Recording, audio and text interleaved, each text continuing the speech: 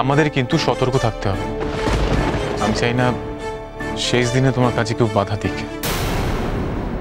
তবে আমার বিশ্বাস বাকি দিনগুলোর মতো কালকেও তুমি ভালো রান্না করে সবার মন জয় করবে। দেখা যাক। যা শেষ ভালো তার সব ভালো। সত্যি কালকের দিনটা ভালো ভালো কাটুক, আমি ঠাকুরের কাছে শুধু এই প্রার্থনাই করছি। আর তার জন্য তোমাকে রেস্ট নিতে হবে, বুঝতে পেরেছো? না চলো এবার তুমি চুপটি করে বসো, তোমার হাতে ওষুধ লাগিয়ে দিই। আরে বাবা তার কোনো দরকার নেই।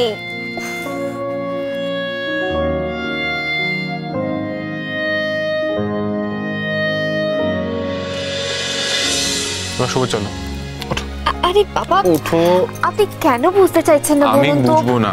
এই ভোর সন্ধ্যাবেলা আমি শুলে বাড়ির সবাই কি ভাববে? কিচ্ছু ভাববে না, তুমি বসো বসো। হ্যাঁ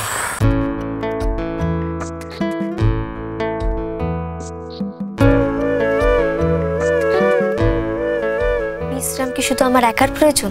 আপনার প্রয়োজন নেই? আপনিও তো আজকে সারাক্ষণ আমার সঙ্গে সঙ্গে কাজ করলেন।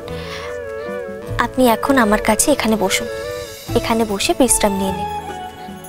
জবা, আমি একটা কাজ করে এক্ষুনি চলে আসবো। না, আপনি এখন আমার কাছেই থাকবেন। আর আপনি যদি এখান থেকে চলে যান তাহলে কিন্তু আমি ঘুমাবো না।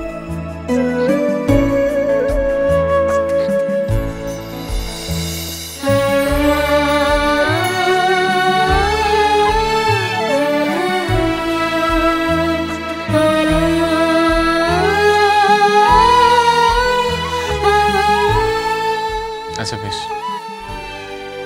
আমি এখন কোথাও যাচ্ছি, এখানেই আছি। না তুমি শুয়ে পড়ো, আস্তে।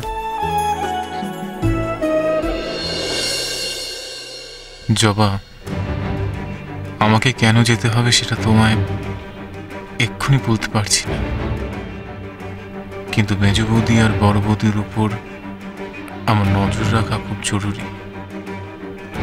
কালকের দিনটায় ওরা যেন আর কোনো রকম কোনো অপকর্ম যাতে করতে না পারে, তোমার কাজে কোনো বাধা সৃষ্টি না করতে পারে, সেটা আমায় দেখতে হবে। যাবা, এতটা কষ্ট করে তুমি টাকাটা উপার্জন করছো, তোমার উপার্জনের একটা টাকাও আমি নষ্ট হতে দেব না। জবা, আমি থাকতে কেউ তোমার ক্ষতি করতে পারবে না, কেউ না।